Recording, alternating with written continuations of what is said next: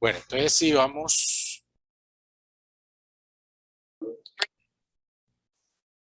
en la parte de que a la semana 16 ya se están los genitales bien diferenciados y entonces a la embarazada se le toma la segunda ecografía entre la semana 18 y la 23, que es la que se llama ecografía de detalle anatómico. Entonces, en esa ecografía es el tiempo ideal para verle el sexo al feto. Entonces, cada vez que un paciente a usted le diga, doctor o doctora, ¿cuándo le tomo para saber el sexo del bebé? Usted le van a decir en la ecografía de detalle anatómico a la semana 18 a 23. ¿Listo? Es donde mejor se puede saber. A la semana 25 aparece el cabello, las glándulas sebáceas comienzan a producir una grasa, que esa grasa junto con las células descamativas de la piel se convierten en una grasita blanca que ustedes van a ver en el recién nacido, y es lo que se llama el vernis gaseoso. Pero este vernis gaseoso casi más o menos alrededor de la semana 35 y 36. O sea que cuando ustedes vean un bebé con este vernis gaseoso, deben Doctor, ¿qué fue lo pensar, que dijo? Disculpe, sobre el verniz, que se ve en el 25, ¿qué? se ve más o menos hasta la semana 35 a 36. O Entonces, sea, cuando pero ustedes se va formando en vean la un bebé, 25. sí, a partir de la 25 y hasta la semana 35 o 36. Entonces, este es un indicador de prematurez. Entonces, cuando usted nace un bebé y usted le vean que está todo untadito de esta crema blanquita, que es el vernis gaseoso, ustedes deben de pensar que de pronto este embarazo no tenía aún las 37 semanas. ¿Listo? Este es un dato que siempre maneja uno. Más o menos a las 28 semanas, el feto está pesando 1000 gramos. Esto me sirve para qué? Para a veces interpretar las ecografías, porque muchas veces en las ecografías no aparecen los percentiles, que es los que realmente le dicen a uno si el peso fetal está bien o no. Entonces muchas veces el ecografista dice, tiene un peso de 1200. Entonces siempre deben de recordar que un feto a la semana 28 debe pesar alrededor de 1000 gramos. Profe, Bueno, una cuente, pregunta. cuente, Es que doctora. he tenido, al transcurso de las clases, he tenido una duda y no me queda claro.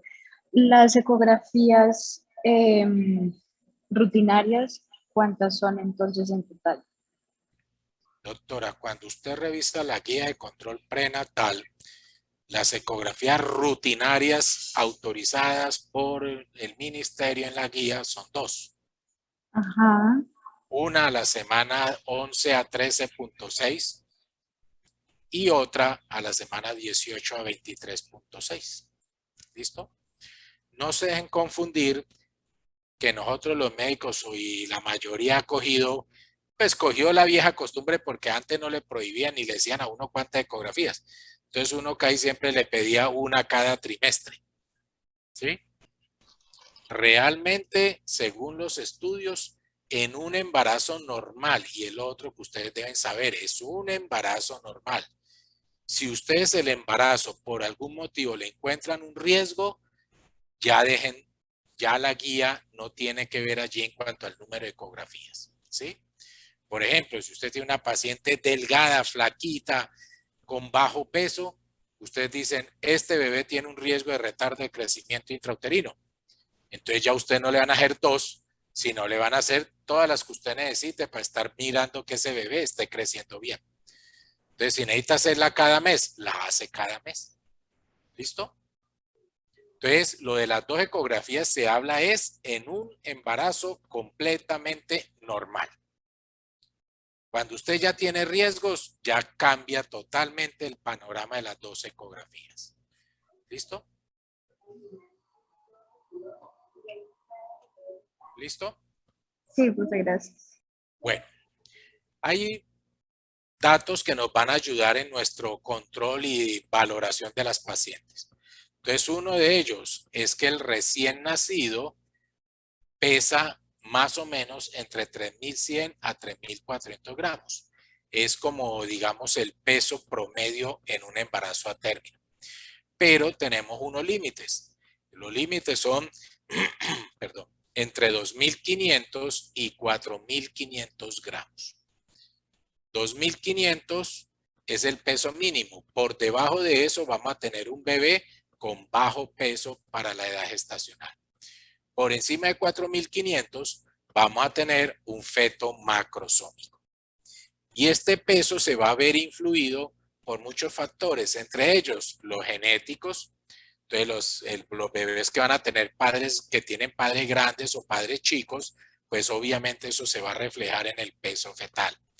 El género, se habla que el feto masculino siempre tiene un peso un poco mayor que el feto femenino. La placenta, que es la que me alimenta al bebé, entonces dependiendo de su funcionamiento, vamos a tener un feto de mayor o menor peso. Y obviamente la nutrición materna, entonces aquí incide mucho si la mamá es delgada o si por el contrario la mamá tiene un exceso de peso. Entonces los dos extremos me van a dar riesgo para un bebé bajo de peso o para un bebé grande macrosómico.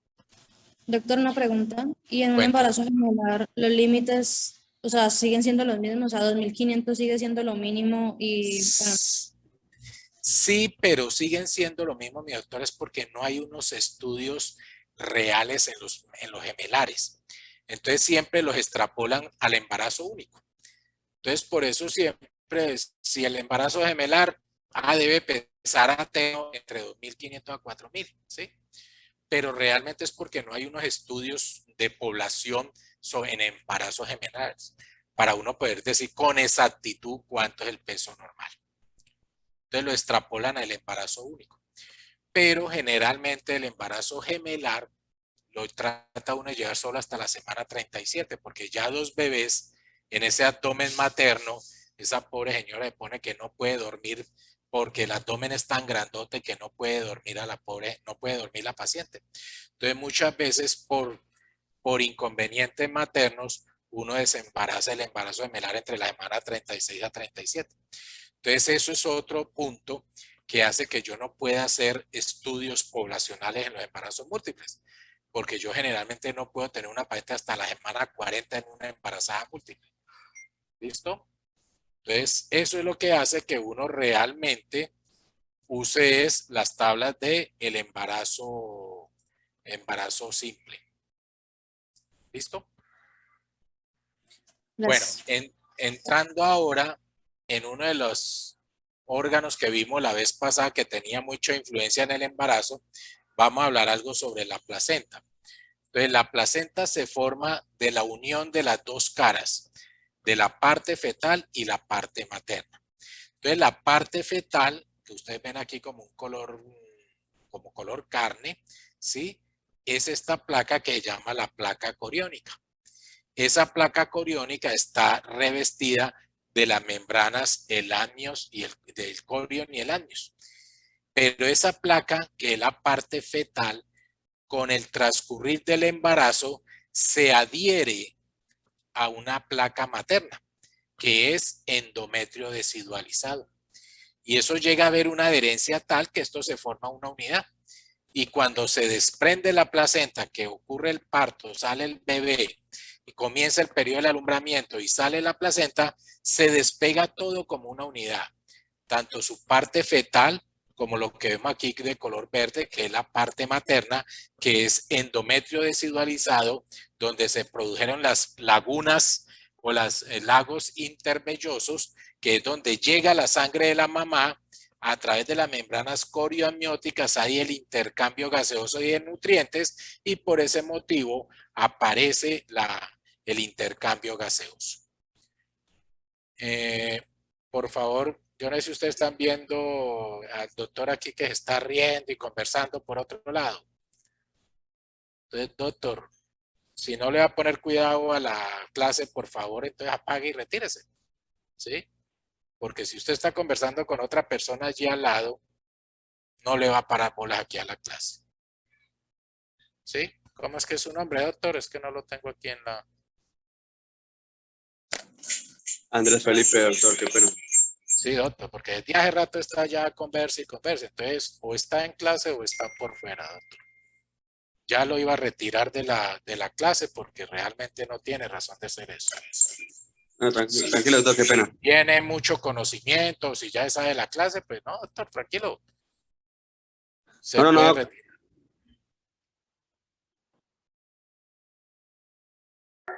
Doctor, Sí, doctora. que si por favor podría dejar ingresar a la compañera, que puede dar el permiso de entrar, que tenía, pues no tenía internet en la casa, entonces por eso no se pudo conectar. ¿Y a cuál compañera, doctora? Yo no tengo sino aquí a Daniel Corso que le acabo de dar entrada. A Daniela Perafán. Aquí no sé si ya entró o no.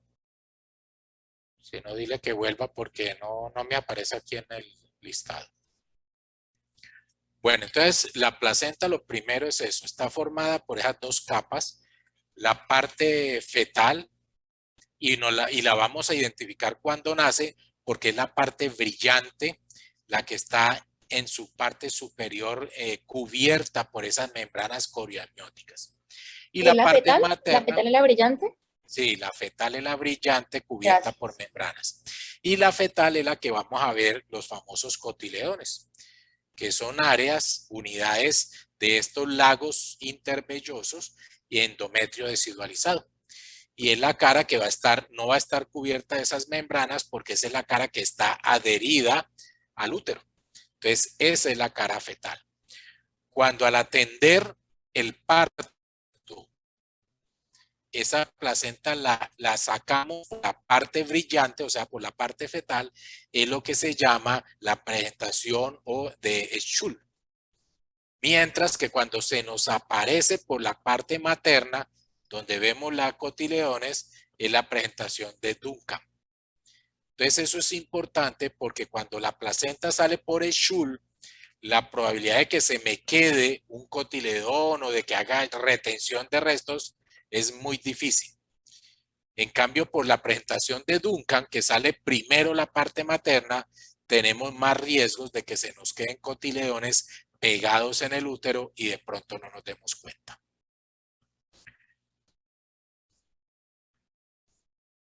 Bueno, funciones de la placenta, pues ya vimos una de ellas en la clase pasada, que es de ser un órgano endocrino, pero también tenemos función circulatoria, porque a través de ella y de las membranas es que ocurre el intercambio de oxígeno, de CO2 y productos de nutrición y productos de desecho.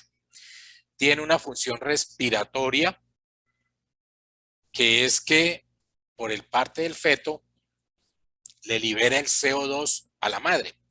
Entonces, para que haya esa liberación de CO2, debe haber un gradiente de concentración. Y ese gradiente de concentración es que en el feto está la presión de CO2 es 2 a 3 milímetros de mercurio mayor que la presión de CO2 en la madre. Entonces, esa discrepancia en presiones hace que el feto expulse fácilmente el CO2 a la madre. En cambio, el oxígeno, la presión arterial de oxígeno materno es 20 milímetros de mercurio mayor que la presión arterial de oxígeno fetal.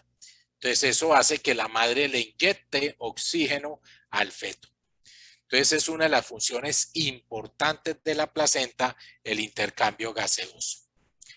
Tenemos una función metabólica que ya vimos a través de la placenta, traspasa, por ejemplo, la glucosa por un transporte facilitado, que es el nutriente de mayor importancia para el feto. Y el feto a su vez puede excretar, y esa es la función excretora, productos de desecho. Ustedes saben, por ejemplo, que el metabolismo de las proteínas pues termina en ácido úrico, creatinina, nitrógeno ureico, que el feto por no tener su función renal adecuada, pues le toca excretarlo a través de la madre, a través de la placenta. Y por último, la función endocrina, que ya la vimos en la clase anterior, y la función defensiva, porque la placenta me produce un medio aislado de la parte externa. Y cualquier bacteria, cualquier virus o cualquier hongo debe entrar a través de esa placenta para poder llegar al feto y producir infección. Bueno, dentro del crecimiento fetal vamos a tener que este feto tiene dos fases de crecimiento. pues esto que aparece aquí en la diapositiva es lo que pues hablamos, que el embarazo a término entre la semana 37 a la 42, por debajo de la 37 llamamos prematuro, por encima de la 42 llamamos prolongado o postmaduro. Entonces eso es para tener en cuenta cuando vayamos a clasificar según la edad gestacional los embarazos. Entonces les hablaba del crecimiento fetal. El feto tiene dos fases de crecimiento. Una rápida de talla, que ocurre en las primeras semanas casi hasta la semana 28. Y esta es proliferación celular, diferenciación en órganos, en los sistemas, más que crecimiento, como tal como agrandamiento. Y la otra fase, que es la que hay, es más una hipertrofia celular, de los órganos y los sistemas comienzan a agrandarse. Entonces, por eso ustedes van a ver que las pacientes les dicen a ustedes, doctor, tengo 5 meses y ve esta barriguita, no me ha salido nada. Es por eso, porque en esos primeros 6, 7 meses casi es solamente crecimiento en talla. En cambio, después de los 6, 7 meses, la paciente ya dice, ay, vea, mire, ya me creció la barriga, me ha crecido bastante. ¿Es por qué? Porque ya el crecimiento es agrandamiento de ese feto. Por eso es que a partir de la semana 28 comienza a darse los fenómenos de las pacientes con diabetes. Y es allí donde se va a notar cuando hay un crecimiento excesivo en el feto a partir principalmente de esta semana, porque el crecimiento del feto en esa semana, a partir de esa semana, es de hipertrofia más que de proliferación o hiperplasia celular. Vuelve y juega, estos son unos datos importantes para nosotros en la clínica. Un feto de semana 20 pesa alrededor de 500 gramos, por eso ustedes van a saber la definición de aborto. Entonces la definición de aborto es la pérdida del embarazo antes de la semana 20 o antes de los 500 gramos de peso fetal. Lo que hablábamos en la semana 28, el feto pesa alrededor de 1000 gramos y al término lo que vimos, un promedio de 3200 a 3400 gramos al término. Este crecimiento se da por varios factores o es ayudado por varios factores. Entonces, algo que ustedes deben tener muy en cuenta, el crecimiento hasta la semana 24 depende exclusivamente de la parte genética. Es decir, si un feto no crece o crece demasiado, es por problemas genéticos. Entonces, esa alteración en el crecimiento hasta la semana 24, tengo que investigar problemas cromosómicos.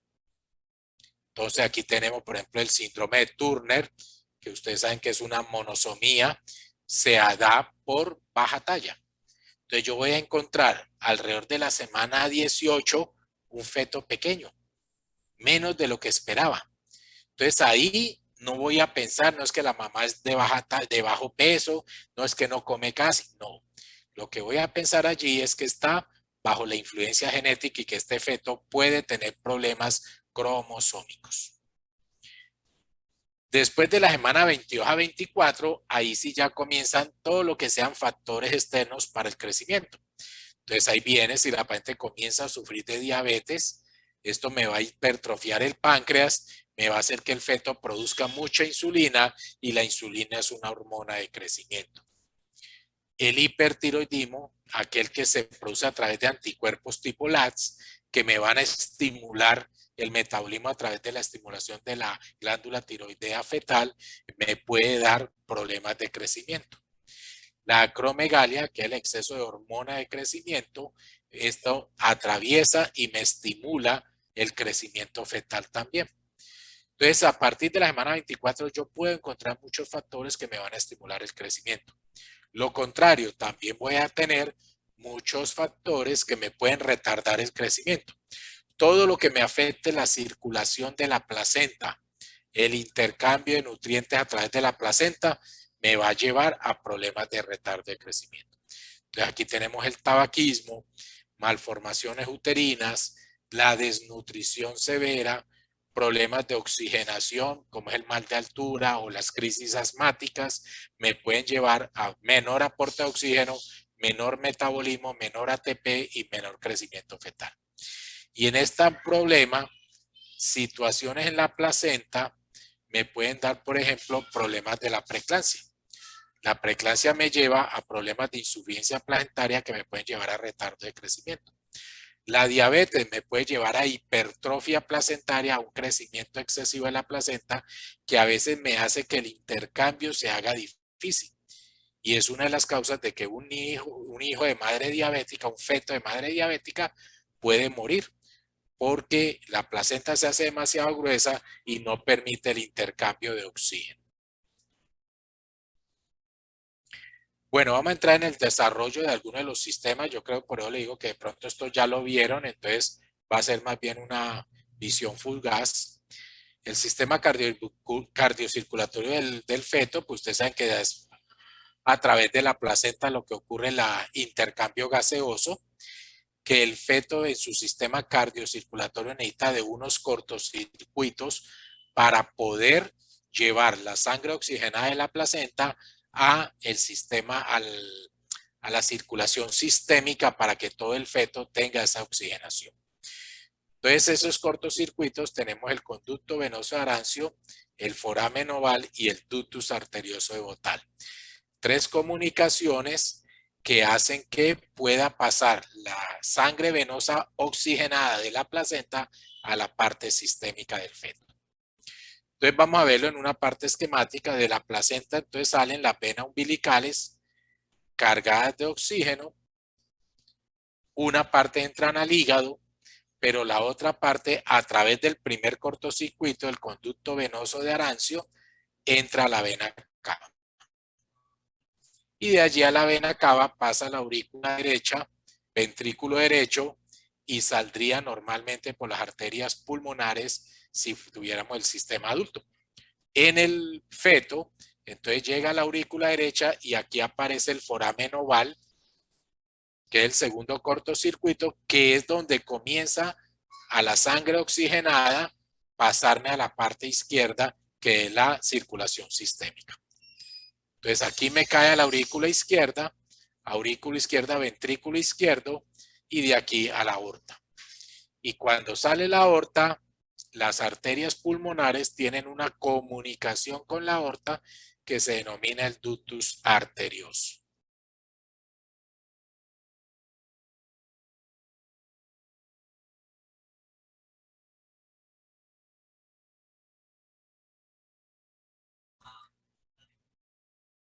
Entonces, ese ductus arterioso es el tercer cortocircuito que me comunica la arteria pulmonar con la aorta. Como los pulmones están colapsados, son de alta resistencia. Entonces, toda la sangre que va por este sistema derecho tiende a tratar de salirse de allí, de irse por el foramen oval a la aurícula izquierda y a través del ductus arterioso a la aorta. Y solo un pequeño porcentaje, entre el 3 al 7%, termina en los pulmones, pero más como nutriendo de oxígeno a los pulmones, más que para que haya intercambio. Después de la aorta, lo distribuye a todo el cuerpo vuelve y recoge la sangre no oxigenada y la entrega a las arterias umbilicales y de allí a la placenta, para reiniciar nuevamente el ciclo de oxigenación de esa sangre. Entonces, más o menos, esto es lo que nos muestran los esquemas ya en dibujos más bonitos. Tenemos la placenta, la vena umbilical que lleva la sangre, el ductus de Arancio que termina en la vena cava inferior, aurícula derecha, foramen oval, pasa a aurícula izquierda, ventrículo izquierdo y a la aorta. Aurícula derecha, ventrículo derecho, arteria pulmonar y de aquí por el ductus arterioso desemboca a la aorta también. Entonces, esos son los 3 conductos o cortocircuitos que hay para que la sangre oxigenada pase al lado izquierdo del corazón. ¿Qué pasa cuando este bebé nace? Entonces, lo primero que se hace es, se pinza el cordón. Entonces, ya la sangre oxigenada ya no viene de la placenta. Y ahí viene una de las 3 maniobras, doctores, que necesito muy importante hagan cuando ustedes atiendan un parto. Las venas de la placenta, la vena umbilical se colapsa, se comprime. Entonces, de aquí, ¿de dónde le va a llegar el oxígeno al bebé? de los pulmones. Entonces necesitamos inmediatamente, apenas nazca el bebé, por eso en la antigüedad le daban un par de nalgadas al bebé, lo volteaban boca abajo, le hacían un poco de cosas para que el bebé respirara. ¿Qué es lo que hacemos nosotros? Vamos a friccionar la espalda con una compresita, una toallita, le fricciona uno la espalda y lo estimula un poco fuertecito para que este bebé llore. Porque cuando él llora, se distienden los pulmones, entonces ya los pulmones que eran antes de alta resistencia pasan a ser de baja resistencia. Entonces ya aquí la sangre que antes prefería irse para el lado izquierdo, ya no se va para el lado izquierdo. Entonces la aurícula derecha, en vez de que la sangre se vaya por el foramen oval, prefiere seguir derecho porque ya hay menos resistencia. Entonces el foramen oval comienza a cerrarse, el ventrículo derecho expulsa la sangre, ya la sangre tiene un camino más fácil por la arteria pulmonar que meterse a la aorta, que ya se vuelve una arteria de gran resistencia, entonces ya no usa el ductus arterioso, además de que como aumenta más la presión de oxígeno, eso me sirve para cerrar estos cortocircuitos, entonces resulta que ya no se usa el ductus arterioso. Entonces ya la arteria pulmonar va a los pulmones, oxigena la sangre y se devuelve por las venas pulmonares, llegando ya a la aurícula izquierda, ventrículo izquierdo y de aquí a la aorta. Entonces miren el punto tan importante de que ustedes al momento de nacer hagan llorar al bebé, ¿sí? Si ustedes no lo hacen, no va a haber esta distensión de pulmones y la sangre se va a quedar sin quien la oxigene. Y obviamente va a ser un bebé que se va a tornar cianótico y fácilmente se nos puede morir. Entonces vuelvo y les cuento, 3 cosas tenemos que hacer apenas nace el bebé. La primera de ellas es estimularlo para que llore, para que los pulmones capturen el oxígeno, el aire, y de ahí se comience la respiración normal. Bueno, dentro de estos unos datos característicos es que el gasto cardíaco del feto es de 220 cc kilogramo minuto, que es el triple de un adulto. Y esto se logra, ¿por qué? Lo más importante, por el aumento en la frecuencia cardíaca.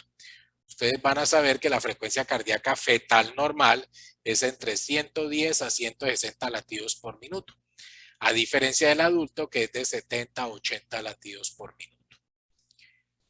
Las resistencias periféricas en el feto son menores, ¿sí? Porque como hay una circulación a través de la placenta, realmente las resistencias periféricas están menores que la de un adulto.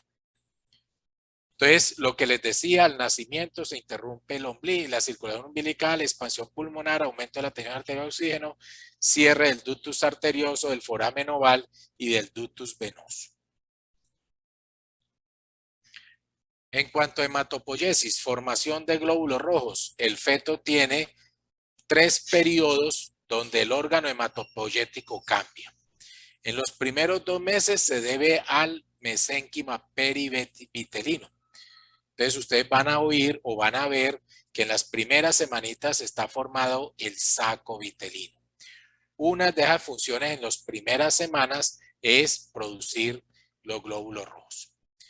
Del mes y medio a los 7 meses, esa función la asume el hígado. Y entonces ustedes van a saber que en la vida fetal el hígado no ayuda a detoxificar como a nosotros, ¿sí?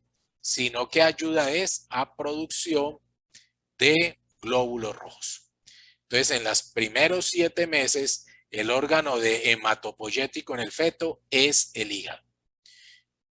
En la medida en que va aumentando la edad gestacional y a partir de esos 7 meses, lo asume completamente la médula ósea, que es como ocurre en el adulto. A nosotros los huesos son los que producen los glóbulos rojos. Esto cambia también el tipo de hemoglobinas que produce el feto. Entonces, en esos primeros 2 meses que es producida por el saco vitelino, se produce una hemoglobina que se llama hemoglobina de Gower. ¿Qué consiste esa hemoglobina de Gower? En unas cadenas épsilon. Son 4 cadenas épsilon. la tipo 1, luego pasa a la tipo 2, donde ya comienza a haber cambios y en vez de épsilon se convierte a cadenas alfa. La hemoglobina fetal, ya en 2 cadenas alfa y 2 cadenas gamma, comienza a producirse en el hígado. O sea, a partir de los 2 meses comienza a ver aparecer la hemoglobina fetal. Y la hemoglobina adulta, donde ya tenemos las 2 cadenas alfa y las 2 cadenas beta, se viene a completar al año de vida.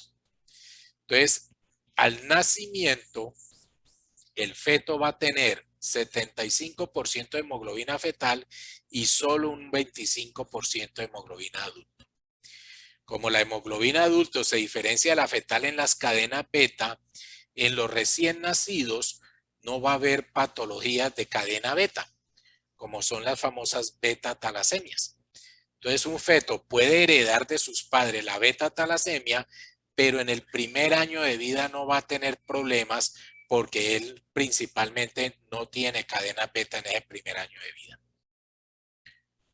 Otros cambios que vamos a tener, y aquí viene la tercera maniobra que vamos a hacer en el feto. Y es que el feto nace con factores de coagulación disminuido. ¿Cuáles? Los vitamina K dependientes. Porque sabemos que para que se absorba la vitamina K, el duodeno debe tener una flora bacteriana.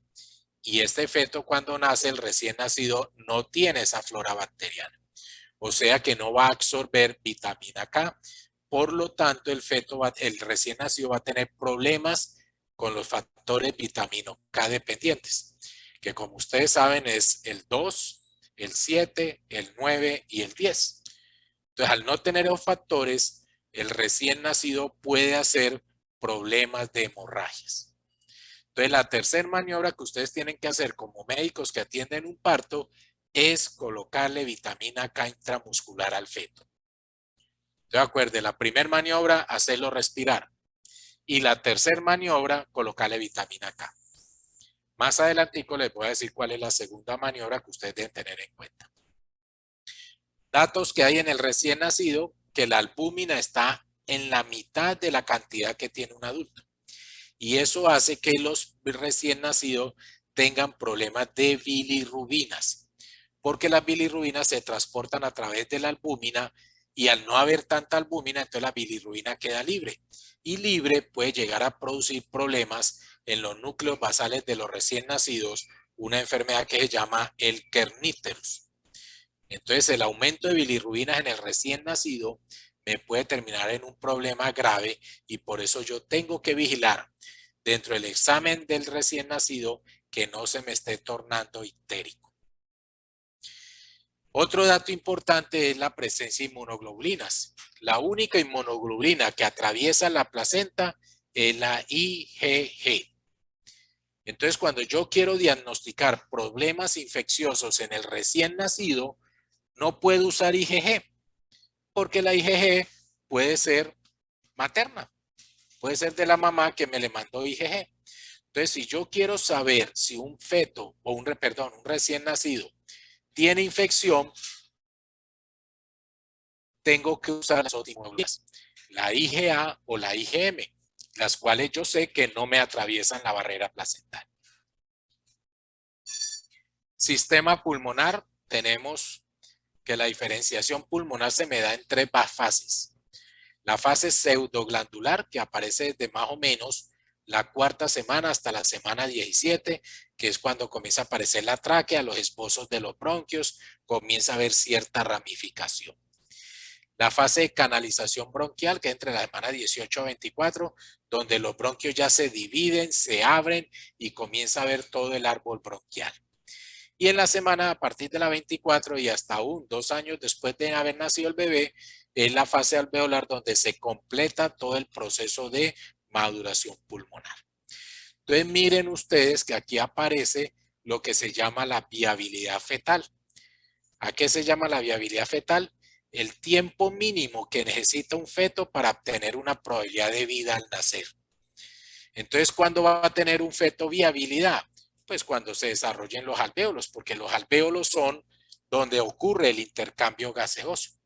Si yo no tengo alvéolos, no va a haber intercambio gaseoso y se me muere el bebé porque no puede respirar, no puede hacer intercambio de oxígeno. Entonces la viabilidad fetal comienza a aparecer cuando ya hay alvéolos, que es a partir de la semana 24. ¿Listo? En esa fase alveolar se producen también la aparición de neumocitos tipo 1 y neumocitos tipo 2, que son los encargados de producir el surfactante. El surfactante es una capa de fosfolípidos que me van a cubrir los alvéolos. Y esa grasita, porque los fosfolípidos son grasas, no me permiten que el alvéolo se me colapse cuando respira. Entonces uno inspira el oxígeno, el aire, los alvéolos se abren y después cuando uno expira y sale el aire, los alvéolos, si no tienen el surfactante, se colapsan y ya no se vuelven a abrir. Eso en el recién nacido prematuro se conoce como la enfermedad de membrana hialina hasta hace un tiempito y ahora se llama el síndrome de diestrés respiratorio del recién nacido. Y es por problemas en el surfactante que el feto de pronto no tuvo buen surfactante y se le colapsan los alvéolos. El surfactante, como ustedes ven en la diapositiva, tiene un compuesto del 70 al 80% por fosfolípidos, principalmente lecitinas, esfingomielina, fosfatilcolina y fosfatilglicerol. Bueno, aparato digestivo. Rápidamente, ustedes saben que el tubo digestivo, una de las funciones importantes en el feto es completar el ciclo del líquido amniótico. Entonces, el líquido amniótico en los primeros mesecitos es un trasudado de ese saco vitelino que hablábamos. Ese trasudado me forma el líquido amniótico. Pero a partir más o menos de la 8ª, 10ª y hasta la 12ª semana, los riñones comienzan a producir orina. Y entonces ya el líquido amniótico es esa orina, es la producción de orina por los riñones. Pero si esos riñones o ese líquido amniótico no tuviera por dónde salir, pues imagine todo lo que se le acumularía en el saco gestacional a la embarazada. ¿Por dónde sale? A través del sistema digestivo. Entonces el bebé orina, forma líquido amniótico y luego lo deglute. Y al deglutirlo va a los pulmones, va también al sistema gastrointestinal. Por el sistema gastrointestinal se absorbe a la parte circulatoria y por la parte circulatoria pasa a través de la placenta a la madre y por la madre y sus riñones se excreta el exceso de líquido amniótico que vaya produciendo el feto. Ese es el círculo o ciclo vital del líquido amniótico. Ya el estómago a la semana 20 comienza a producir todas sus enzimas, el ácido clorhídrico y las enzimas digestivas. El páncreas, acuérdense que tiene dos funciones, exocrina y endocrina. Realmente el páncreas durante el embarazo